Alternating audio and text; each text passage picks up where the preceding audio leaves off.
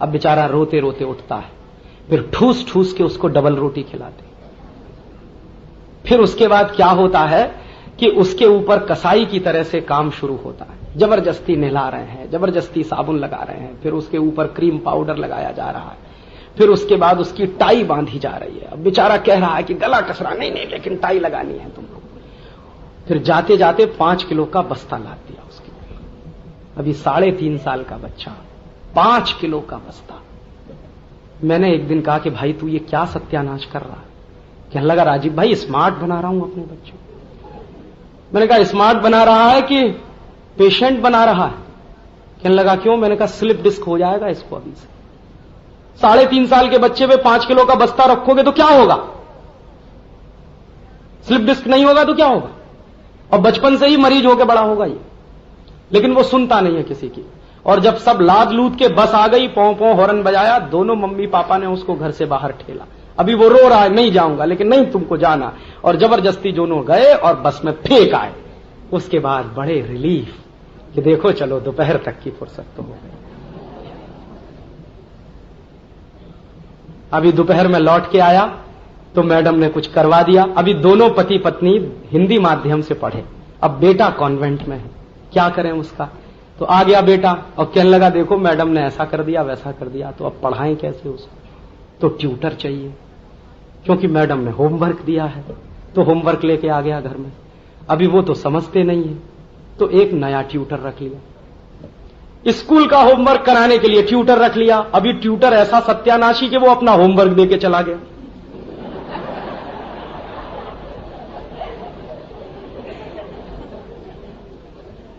बेचारा आया मुश्किल से हाँफता हाँफता, कुछ होमवर्क नहीं हुआ तो अभी ट्यूटर आ गया। ट्यूटर उसको होमवर्क करा के तो गया लेकिन अपना और देके चला गया। अभी वो फिर कान खा रहा है उसका कि अभी बताओ सर जी कल आने वाले हैं, ये करने वाले हैं, वो करने वाले हैं। उसकी जिंदगी नरक हो गई। एक दिन मैं जब गया मैंने कहा भाई तू ये क्या अत्याचार कर रहा? कहने लगा स्मार्ट बना रहा हूं। मैंने कहा स्मार्टनेस की निशानी क्या है? तो क्या कहा उसने सबसे पहले कि देख राजीव अभी कितना अच्छा लगता है ये। मैंने कहा क्यों? पहले नहीं लगता था। अभी देखो टाई लगाता है। तो टाई लगाना माने स्मार्टनेस की निशानी। तो मैंने उससे पूछा कि तुझको मालूम है टाई क्यों लगाते? कि देख वहां अमेरिका में लगाते हैं कि नहीं लगाते, यूरोप में हाँ। मैंने कहा मैं यही पूछ रहा हूं कि अमेरिका में टाई क्यों लगाते हैं, यूरोप में टाई क्यों लगाते हैं, जरूरत क्या है उनको टाई लगाने की? तो वो नहीं मालूम उसको, लेकिन अपने बच्चे को जबरदस्ती टाई लगवानी है उसको। मैंने उसको बताया कि देख वहां टाई इसलिए लगाते हैं कि वहां ठंडी बहुत पड़ती है, सर्दी बहुत पड़ती है। साल में 6 महीने सूरज नहीं निकलता है, और जब साल में 6 महीने सूरज नहीं निकलता है तो उनको सर्दी ज्यादा लगती है। और ज्यादा सर्दी जिन देशों में पड़ती है वहां सर्दी जुकाम बहुत होता है, और सर्दी जुकाम होता है तो नाक चलती रहती है। तो उन बेचारों का संकट क्या है कि बार बार जेब से रूमाल निकालना, पोंछना, फिर रखना, निकालना, पोंछना, फिर रखना। अब भारतीय सभ्यता और यूरोप की सभ्यता में फर्क समझ लीजिए। हमारी अगर नाक चल रही है तो हम उसको निकाल के फेंकेंगे, वो क्या करेंगे? पोंछ के जेब में रखेंगे। अब बार बार निकाल रहे हैं, रख रहे हैं, निकाल रहे हैं, रख रहे हैं, तो फिर उनको लगा कि ये तो बड़ा मुश्किल काम है, तो क्यों नहीं एक गले में लटका लिया जाए कोई कपड़ा। तो उन्होंने लटका लिया। क्या करना है? ये काम तो आएगा कम से कम।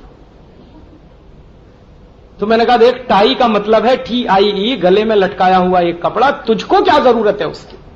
तेरे बच्चे को क्या जरूरत है उसकी? कहने लगा हाँ बात तो सही है। तो मैंने कहा इसको निकलवा। तो अब क्या बताएं, कॉन्वेंट स्कूल का नियम है तो टाई लगा के जाना ही पड़ेगा। अभी आप देखिए कि जबरदस्ती भारत में रहते हुए आपको यूरोपियन बनाया जाएगा। आप न तो यूरोपियन बन पाएंगे न भारतीय रह पाएंगे। फिर जब वो बड़ा हो जाएगा बच्चा, तो एक दिन ऐसा भी तमाशा देखने को मिलेगा जैसा मैंने देखा इस बार जून के महीने में मेरे एक दोस्त की शादी हुई। तो उसका कार्ड आया कि चल भाई बारात में। मैंने कहा भाई मुझे मत ले जा, बेवकूफ आदमी हूं, वैसे भी खादी का कुर्ता पजामा पहनता हूं, तू स्मार्ट आदमी है, टाई वाई लगाता है, उल्टा सीधा हो जाएगा। नहीं नहीं तू नहीं चलेगा तो कैसे होगा? तो चला गया मैं उसकी बारात। तो मैंने देखा 24 जून का दिन 1998 में टेम्परेचर था 51 डिग्री सेंटीग्रेड, और वो बेवकूफ 3 पीस सूट और टाई लगा के खड़ा शादी करने जा रहा है। और क्या किया उसने? 3 पीस सूट और टाई लगा के घोड़े पे चढ़ के बैठ गया। मैंने कहा तुझको मालूम है ये घोड़े पे चढ़ा नहीं जाता टाई और 3 पीस सूट लगा के? ठीक है, हमें तो चढ़ना है घोड़े। अभी चढ़ के बैठ गया। मैंने कहा देख भाई, मुझे तो कुछ समझ में नहीं आ रहा, तू आधा स्वदेशी आधा विदेशी। कहने लगा देख राजीव, आज कुछ मत कह। तो मैंने कहा आज ही के दिन सबसे बड़ी इडियोसिटी करने की क्या जरूरत है? शादी वाले दिन तो इंटेलिजेंस ही दिखा भाई। 52 डिग्री सेंटीग्रेड टेम्परेचर में तो 3 पीस सूट और टाई लगा के जा रहा है। अच्छा खासा कॉटन का कुर्ता पजामा पहन ले, थोड़ा ढीला ढीला पहन दे, बाहर से हवा अंदर जाएगी, कुछ उसको रिलीफ मिलेगा। नहीं नहीं, एकदम टाइट हो गया। और फिर धीरे से क्या बोला कि यार शर्म ये आती है कि अगर मैं मान लो तेरी तरह कुर्ता पजामा पहन के गया तो हो सकता है मेरी बीवी ने माला डाली कि नहीं डाली। तो मैंने कहा तूने तेरी बेबी से चिट्ठी लिख के पूछा है क्या? कहने लगा क्या पूछूं? मैंने कहा अभी चिट्ठी लिख और उसको ये पूछ कि अगर तू 3 पीस सूट और टाई पहन के आ रहा है माला डलवाने के लिए तो तेरी पत्नी स्कर्ट पहन के माला डाले तुझको। कहने लगा क्यों? मैंने कहा इसलिए कि यूरोप में अगर पति 3 पीस सूट और टाई पहनता है तो पत्नी स्कर्ट पहनती है। तो तू पूछ अपनी पत्नी को कि स्कर्ट पहन के माला डालेगी? तो उसने कहा वो कैसे हो सकता है? तो मैंने कहा वाह बेटा, अभी क्या बेवकूफी तू कर रहा है। हम कहते हैं कि पति पत्नी एक गाड़ी के 2 पहिए हैं। अभी एक पहिया विदेशी हो जाए और दूसरा स्वदेशी रह जाए तो कैसे चलेगी यह गाड़ी? ये आधे हिंदुस्तानी और आधे अमेरिकी लोगों के कुछ सिम्टम्स मैं आपको बता रहा हूं। ये हमारे समाज की बड़ी प्रॉब्लम है। और रात दिन रटाता है अपने बेटे को। मेरा वो दोस्त, फिर मैं लौट के आ रहा हूं, वो कहता है देखो पिताजी सूरज निकल आया। अरे बेवकूफ, सन बोल सन। अभी आलू है, बटाटा, अरे नहीं पटेटो बोल पटेटो। टमाटर कह रहा नहीं नहीं टमेटो बोल टमेटो। अब वो बेचारा अच्छा खासा अपनी मातृभाषा में कुछ सीखने की कोशिश कर रहा है, जबरदस्ती लाद रहे हैं उसके ऊपर। और उसका तर्क क्या है? अंग्रेजी नहीं सीखेगा तो पीछे रह जाएगा। मैंने कहा ये किसने कह दिया? ये किसने कहा तुझसे कि अंग्रेजी नहीं सीखेगा तो पीछे रह जाएगा? दुनिया में ऐसा कौन सा देश है जो बिना अंग्रेजी के पीछे रह गया हो? जापान, फ्रांस, जर्मनी, हॉलैंड, चीन, रूस, कौन सा ऐसा देश है जो बिना अंग्रेजी के पीछे रह गया? और ये सब वो देश हैं जो बिना अंग्रेजी के ही आगे बढ़े हैं। जापान में तो किसी बच्चे को अंग्रेजी नहीं पढ़ाई जाती और कंपलसरी तो बिल्कुल नहीं है। आप चाहे जापानीज में पढ़िए, जरूरत हो तो अंग्रेजी पढ़ लीजिए, नहीं तो कोई जबरदस्ती नहीं है वहां पर। फ्रांस में तो बिल्कुल नहीं है। मैंने तो नहीं देखा फ्रांस में कोई कॉन्वेंट स्कूल चलता हो अंग्रेजी में, सब फ्रेंच में चलते हैं। जापान में जापानीज में, चीन में चाइनीज में, रूस में रशियन में, और कहीं चले जाइए हॉलैंड में तो डच में।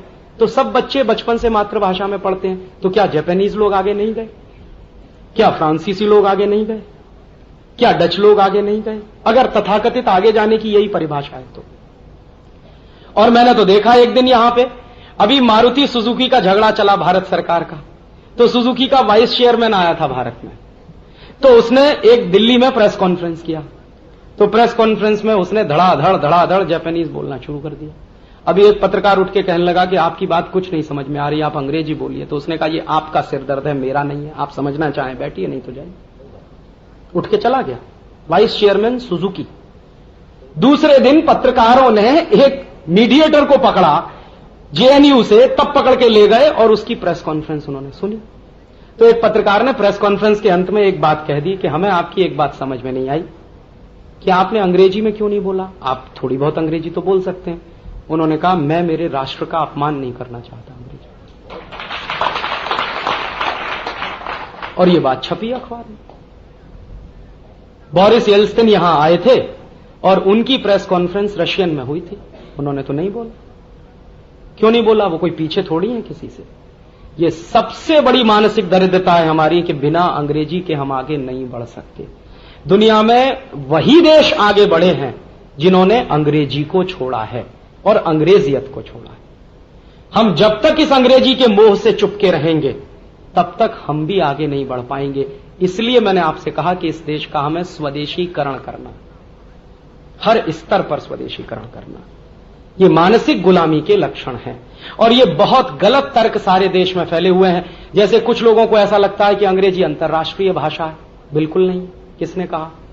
दुनिया में 200 देश हैं उनमें से 180 देशों में अंग्रेजी नहीं बोली जाती, तो अंतर्राष्ट्रीय कैसे हो गई? कुछ लोगों को ऐसा लगता है अंग्रेजी बहुत अच्छी बात है, बहुत समृद्धशाली भाषा है। अंग्रेजी में शब्दों की बहुत कमी है। अगर French, German, Dutch, Italian, Latin इनके शब्द माइनस कर दिए जाएं तो अंग्रेजी में मूल रूप से सिर्फ 12,000 शब्द हैं। और भारत की सबसे छोटी भाषा है मलयालम, उसमें 18,000 शब्द हैं। मलयालम अंग्रेजी से 6,000 ज्यादा शब्द रखती है। मराठी भाषा में इस समय करीब 48,000 शब्द हैं। बहुत सारे तो चलन के बाहर हो गए हैं, कुल मिला के 48। अंग्रेजी से 4 गुनी बड़ी है। गुजराती में लगभग 40,000 शब्द, हिंदी में लगभग 72,000 शब्द, संस्कृत में 1,50,000 शब्द। संस्कृत दुनिया की सारी भाषाओं की माता जी। बिना संस्कृत के दुनिया में कोई भाषा नहीं विकसित हुई है। उदाहरण आपको दूं, अंग्रेजी में एक शब्द है काऊ। कहां से आया? गऊ से आया। संस्कृत में शब्द है गऊ, उसका बना है काऊ। अंग्रेजी में एक शब्द है क्यूरिकुलम। गुरुकुलम से आया। गुरुकुलम माने गुरुकुल में पढ़ाया जाने वाला शास्त्र या पाठ्यक्रम। तो अक्सर गा का का हुआ है, तो गऊ का काऊ हो गया, गुरुकुलम का क्यूरिकुलम हो गया। रशिया कहां से आया? ऋषि से आया। रशिया नाम का शब्द ही ऋषि से निकला। और अगर आप लिस्ट बनाते जाएं और मैं बोलता चला जाऊं तो 3-1 घंटे इसी में लग जाएंगे। और आजकल मैं बहुत एक इंटरेस्टिंग ये काम कर रहा हूं, कुछ कंपैरिजन कर रहा हूं दूसरी भाषाओं का अपनी संस्कृत के साथ, और समझ में आ रहा है कि हर भाषा संस्कृत से निकली है। तो हम क्यों परेशान हैं दूसरी भाषाओं के पीछे? हम क्यों नहीं हमारी मातृभाषा संस्कृत को सीखें? और अभी दुनिया भर के वैज्ञानिकों ने यह भी सिद्ध कर दिया है कि जितना ज्ञान संस्कृत में पड़ा हुआ है शायद किसी भाषा में नहीं। अभी तो कोशिश चल रही है, कुछ दिन के बाद संस्कृत का सॉफ्टवेयर बनने जा रहा है और कंप्यूटर भी काम करेंगे। और जो वैज्ञानिक इस मिशन में काम कर रहे हैं जर्मनी के, उनका यह कहना है कि यह अंग्रेजी से ज्यादा अच्छा होगा, ज्यादा वैज्ञानिक है। इतने सारे शास्त्र हमारे देश के संस्कृत में पड़े हुए हैं जिनका ज्ञान हमको नहीं है क्योंकि भाषा नहीं आती है। और संस्कृत से ही मिलती जुलती एक भाषा रही है प्राकृत। हिंदुस्तान के धर्मशास्त्रों का एक बहुत बड़ा हिस्सा प्राकृत में लिखा हुआ है। आप पढ़ने की कोशिश करें, पढ़ नहीं पाएंगे क्योंकि हमने जाना नहीं प्राकृत क्या है, संस्कृत क्या है। अंग्रेजी पढ़ाने के लिए इतने परेशान क्यों हैं आप? अपने बच्चों को संस्कृत क्यों नहीं पढ़ाते या प्राकृत क्यों नहीं पढ़ाते? क्योंकि आने वाले समय में अंग्रेजी का सूरज डूबेगा और जो भी कंप्यूटर अंग्रेजी भाषा में काम करेंगे वो भी डूब जाएंगे। शून्य का चक्कर है, 2000 के बाद तो मुश्किल हो जाएगी। तो अगर ये डूबेगी तो वो सब डूबेंगे जिन्होंने अंग्रेजी सीख रखी है। तो आप क्यों परेशान हैं? ये तो डूबने ही वाली भाषा है, ये तो चलने वाली नहीं है लंबे समय तक। तो स्वदेशीकरण करिए अपना, अपने बच्चों का, अपने परिवार का, अपनी सभ्यता का। और यह स्वदेशीकरण नवीनीकरण है। हमेशा सभ्यताओं के नवीनीकरण हुआ करते हैं। संस्कृति अक्षुण्ण होती है, सनातन होती है। संस्कृति में कभी भी नवीनीकरण होने की गुंजाइश नहीं होती, लेकिन सभ्यताओं में तो हमेशा नवीनीकरण की गुंजाइश होती है। और यह भाषा का जो संस्कार होता है वो सभ्यता से जुड़ता है, भाषा खुद संस्कृति से जुड़ती है। तो हमें हमारी सभ्यता का नवीनीकरण भी करना है और यह स्वदेशी का सबसे मूल काम है। अगर कोई मुझसे यह पूछे कि राजीव भाई आप एक लाइन में बताइए कि आप स्वदेशी क्यों कर रहे हैं, मैं कहूंगा मैं मेरी सभ्यता का नवीनीकरण करना चाहता हूं और स्वदेशी उसका एक रास्ता। हर इस स्तर पे हमको स्वदेशी बनाना है। और वो स्वदेशी बनाना है तो कहां से शुरुआत करनी होगी? थोड़ी थोड़ी शुरुआत अपने घर से करिए। अंग्रेजी भाषा की बेवकूफी को छोड़िए। आंटी अंकल, काहे को आंटी, काहे को अंकल? अंग्रेजी में तो आंटी और अंकल इसलिए है कि रिश्तों को कहने के लिए शब्द ही नहीं है। वहां बुआ भी आंटी, चाची भी आंटी, काकी भी आंटी, ताई भी आंटी, मौसी भी आंटी, मामी भी आंटी, सभी आंटी। आप कह के दिखा दीजिए बुआ को मामी और रह के दिखा दीजिए फिर अपने घर में।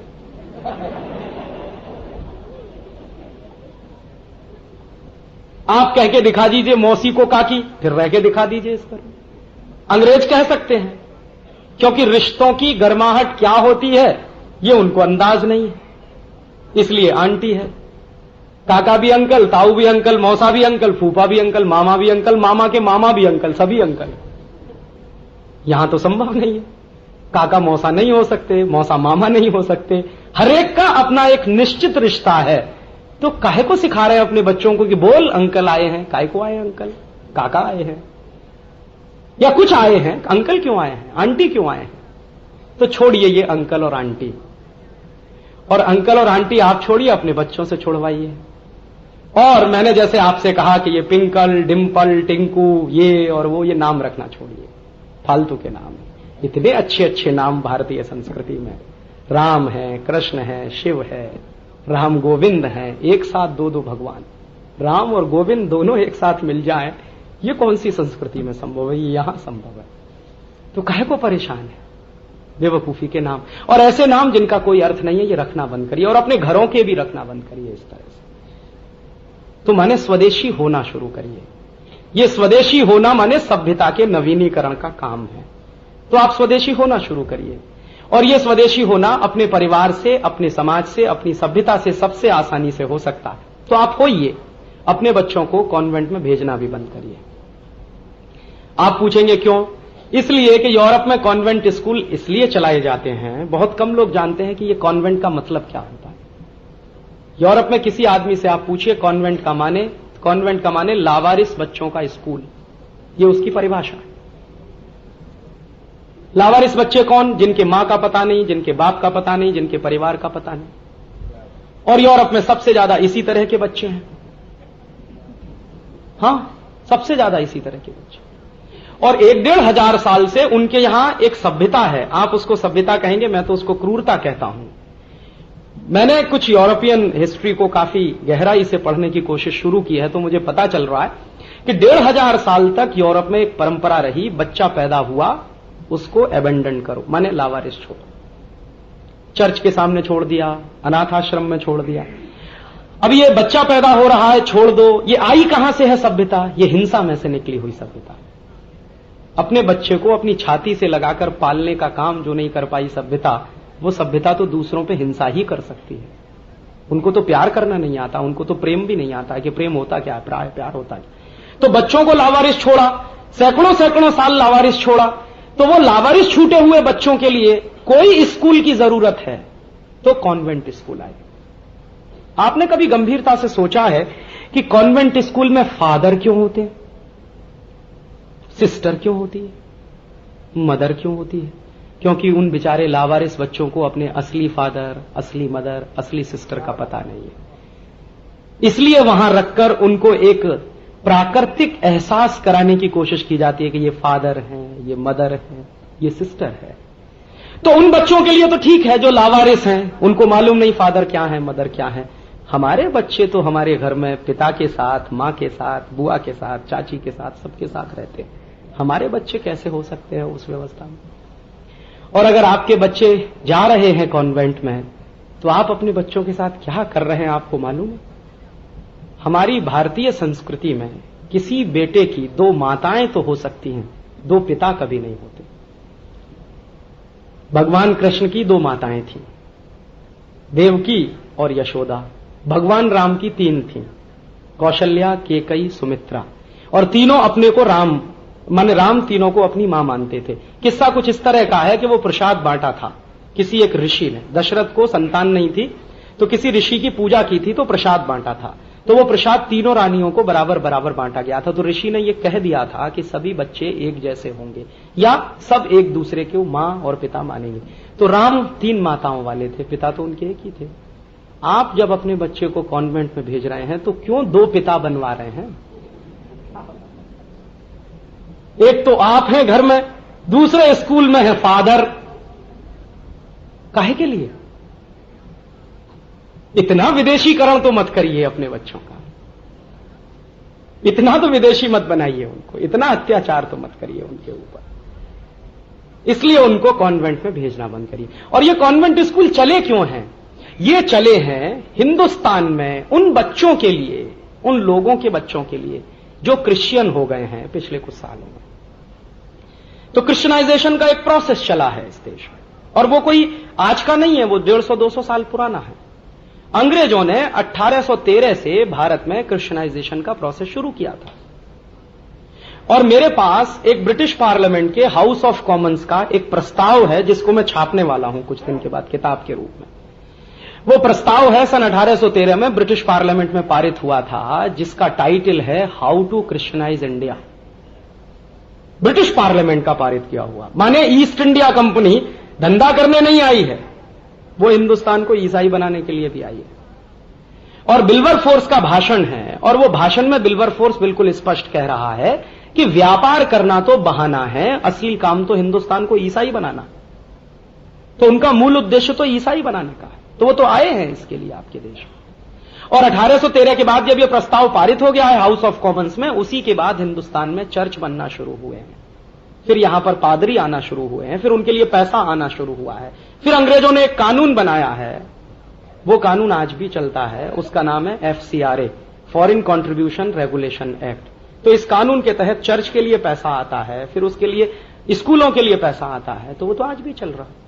तो ये तो चर्च और स्कूल बनाए गए, चलाए गए उन लोगों के लिए जो क्रिश्चियन बनेंगे और उनके बच्चे वहां पढ़ने के लिए जाएंगे। उनका मोटिव बहुत साफ है, हम बेवकूफ हैं जो अपने बच्चों को वहां भेजें। तो फिर कहते हैं राजीव भाई क्या बताएं, मातृभाषा के स्कूल अच्छे नहीं चलते। अक्सर लोगों का यह तर्क है कि हमारे मराठी माध्यम के स्कूल अच्छे नहीं चलते, गुजराती वाले अच्छे। तो मैं उनसे यह कहता हूं कि आपने कब मराठी माध्यम के स्कूलों को उतना डोनेशन दिया है जितना आप कॉन्वेंट स्कूल को दे आते?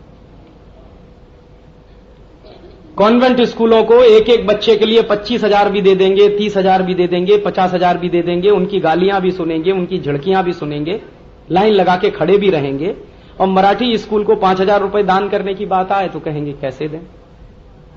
तो आपने तो खुद सत्यानाश किया है अपनी मातृभाषा के स्कूलों का। और मेरे समझ में यह नहीं आता कि मराठी माध्यम के स्कूलों को दान अगर आप नहीं देंगे तो कौन देगा? फिर कोई बाहर से थोड़ी आएगा मराठी माध्यम के स्कूलों को चलवाने के लिए, कोई बाहर से थोड़ी आएगा गुजराती माध्यम के स्कूलों को चलवाने के लिए, कोई बाहर से थोड़ी आएगा हिंदी माध्यम के स्कूलों को चलवाने के लिए। वो तो आपको चलाने पड़ेंगे, आपको उनकी व्यवस्था करनी पड़ेगी। और मैं हमेशा ये चुनौती के साथ कहता हूं कि जितना डोनेशन कॉन्वेंट स्कूलों को जाता है, अगर वो मराठी और गुजराती स्कूलों को मिलना शुरू हो जाए तो कॉन्वेंट से कई गुने अच्छे ये स्कूल चलना शुरू हो जाएंगे। और सवाल प्रतिष्ठा देने का है। आपने जो प्रतिष्ठा दी हुई है उन स्कूलों को, वो प्रतिष्ठा आप मराठी स्कूलों को दे दीजिए, गुजराती स्कूलों को दे दीजिए, दूसरी मातृभाषा के स्कूलों को दे दीजिए, तो वो भी चलने लगेंगे और इतने ही सक्षम हो जाएंगे, इतनी ही शक्ति उनमें आ जाएगी। और एक बात ध्यान रखिए हमेशा से कि बच्चे का अगर संपूर्ण विकास आप चाहते हैं तो मातृभाषा में उसको पढ़ाइए। बिना मातृभाषा के किसी भी बच्चे का विकास होना संभव नहीं है। और ये मैं बहुत गंभीरता से इसलिए कह रहा हूं कि मेरा सत्यानाश हो चुका है बचपन में। अंग्रेजी में मैं पढ़ के मेरा सत्यानाश करवा चुका हूं। और वो उसका लक्षण अगर आप चाहें तो अभी भी देख सकते हैं कि मैं भाषण हिंदी में देता हूं, शब्द अंग्रेजी में आते हैं। वो बीमारी अभी तक नहीं गई मेरे मन से। मैं बिल्कुल ईमानदारी से स्वीकार करता हूं कि इस अंग्रेजियत का प्रोडक्ट हूं मैं। कोशिश कर रहा हूं कि मैं मेरा स्वदेशीकरण करूं और ईमानदार कोशिश कर रहा हूं। कुछ दिन पहले तक तो अंग्रेजी हिंदी बोलना भी मुश्किल था मेरे लिए, अभी इतनी बोल पाता हूं, एक आध साल में शायद इससे भी अच्छी बोल पाऊं। यह कोशिश कोई भी कर सकता है। और मैं आपको मेरी बीती हुई बता रहा हूं कि जब मैं रिसर्च प्रोजेक्ट पे काम करता था और जब भी मेरे प्रोजेक्ट की हाइपोथेसिस लिखने के लिए मैंने कुछ सोचने की प्रक्रिया शुरू की, जब जब मैंने अंग्रेजी में सोचा, एक लिमिट के बाद मैं आगे नहीं बढ़ पाया और सोचने के लिए मुझे मेरी मातृभाषा में आना ही पड़ा। तो मौलिक चिंतन अगर कराना है किसी को, मुख्य बातें सोचने के लिए आपको सिखानी है तो मातृभाषा ही चाहिए, उसके साथ शब्द चाहिए, शब्दों का संस्कार चाहिए। तो किसी भी बच्चे का संपूर्ण विकास उसकी मातृभाषा में ही संभव है। और आप चाहें तो यह प्रयोग करके देख लीजिए। आप अपने बच्चे को कोई सवाल दीजिए मराठी में हल करने के लिए, हो सकता है वो 15 मिनट में कर ले, 20 मिनट में कर ले। फिर उसी सवाल को अंग्रेजी में दे दीजिए आप हल करने के लिए, तो हो सकता है 1 घंटा लग जाए उसको। हाँ, मेरा अपना कैलकुलेशन है कि मातृभाषा में कोई प्रश्न अगर आप 1 घंटे में तैयार करा दें अपने बच्चे को, तो अंग्रेजी में वही प्रश्न तैयार कराने के लिए 6 घंटे चाहिए उसको। तो आप कर क्या रहे हैं? अपने बच्चे को अंग्रेजियत में डालकर उसके जीवन का 6 गुना समय बर्बाद कर रहे हैं। और मैंने गंभीरता से यह भी दावा करना शुरू किया है कि हमारे यहां जो इंजीनियरिंग की पढ़ाई है, जो कुछ मैंने पढ़ी, या मेडिकल साइंस की पढ़ाई है, या चार्टर्ड अकाउंटेंसी की पढ़ाई है, अगर ये मातृभाषा में शुरू हो जाए तो कोई भी विद्यार्थी मुश्किल से 2-2.5 साल में इंजीनियर हो जाएगा। कोई भी चार्टर्ड अकाउंटेंट मुश्किल से 2-2.5 साल में चार्टर्ड अकाउंटेंट हो जाएगा। 3 साल से ज्यादा लगने वाला नहीं है, क्योंकि 1-2 साल तो उस बच्चे के भाषा का संस्कार सीखने में ही बर्बाद होते हैं। और उस समय बच्चे के मन की तकलीफ क्या है, आप इसका कल्पना नहीं कर सकते। मैंने किया है। और ये जो कॉन्वेंटियन या अंग्रेजियत का सिस्टम जो आपके बच्चों को पढ़ा रहा है और सिखा रहा है, उसके बारे में भी मैं आपसे गंभीरता से कह दूं कि जो कुछ आपके बच्चे पढ़ रहे हैं, सीख रहे हैं, उसका 90% उनके जीवन में कभी काम नहीं आएगा, जैसे मेरे जीवन में नहीं आया। मैं पढ़ता था तो मुझको मार मार के पढ़ाया जाता था, x + y whole square is equal to x² + 2xy + y²। x - y whole square is equal to x² - 2xy + y²। इसमें हमेशा गड़बड़ होती थी, प्लस का माइनस, माइनस का प्लस, प्लस का माइनस, माइनस। तो पिटाई होती थी, क्लास में खड़ा कर दिया जाता था, हाथ खड़े करो, मुर्गा बन जाओ, ये करो, वो करो। एक दिन मुझको इतना परेशान किया मेरे मैथ्स के टीचर ने, मुझे लगा कि अभी सब छोड़कर इसी पे लग जाऊं।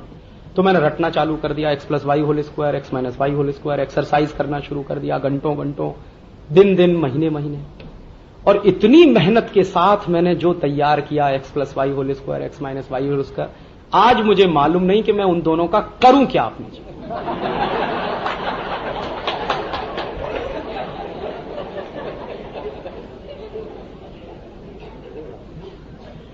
मुझे खुद नहीं मालूम कि मैं क्या करूं उसका। तो जो मेरे जीवन में आज तक काम नहीं आया, वो मुझे पढ़ाया क्यों गया फिर? मेरा एक ही प्रश्न है। हिंदुस्तान के शिक्षाविदों से, हिंदुस्तान के शिक्षा नीति निर्माताओं से मैं ये प्रश्न कर रहा हूं, और मैं उनको कटघरे में खड़ा करना चाहता हूं कि जो मेरे जीवन में कभी काम नहीं आया, वो आपने मुझे क्यों पढ़ाया? इसी तरह से x - y whole cube, x + y whole cube, पता नहीं क्या क्या क्या क्या क्या क्या सब पढ़ाते थे। और इसके विपरीत एक बार मुझे याद है, मेरे बचपन का, मेरी दादी मां ने मुझको एक पहाड़ा सिखाया था। मेरी दादी मां कोई यूनिवर्सिटी में नहीं गई आज तक, उसके पास कोई डिग्री नहीं, लेकिन उसने मुझको पढ़ाया 1, सवाया, 1.5 गुना, 2.5 गुना, 3 गुना, 3.5 गुना, 4 गुना, 5 गुना, ये सब पढ़ाया। और वो मेरे जीवन में रोज काम में आता है। मैं बाजी खरीदने जाऊं तब काम में आता है, मैं दुकान पे जाऊं तब काम में आता है, मैं विदेश चला जाऊं तब भी काम में आता है, क्योंकि टिकट खरीदनी है, तुरंत हिसाब लगाना पड़ता है, वो रोज मेरे काम में आता है। लेकिन मेरे PhD होल्डर अध्यापकों ने जो कुछ पढ़ाया, वो मेरे जीवन में आज तक कभी काम में नहीं।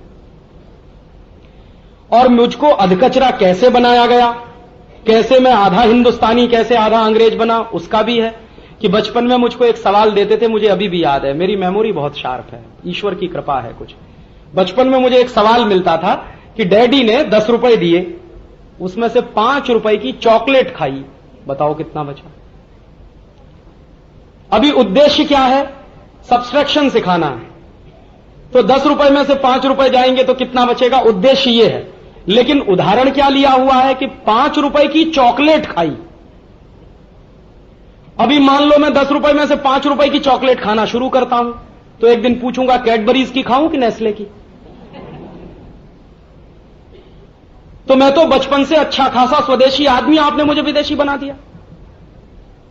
अगर यही सवाल था तो ये ऐसे भी पूछा जा सकता था कि पिताजी ने 10 रुपए दिए, पूछूंगा मां ये मंदिर क्या होता है, फिर पूछूंगा ये दान क्या होता है, फिर मेरी मां समझाएगी कि मंदिर क्या होता है, फिर ये भी समझाएगी दान क्या होता है। और ये मंदिर और दान समझता हुआ जब मैं बड़ा होऊंगा तो अपने आप भारतीय सभ्यता में लौट आऊंगा।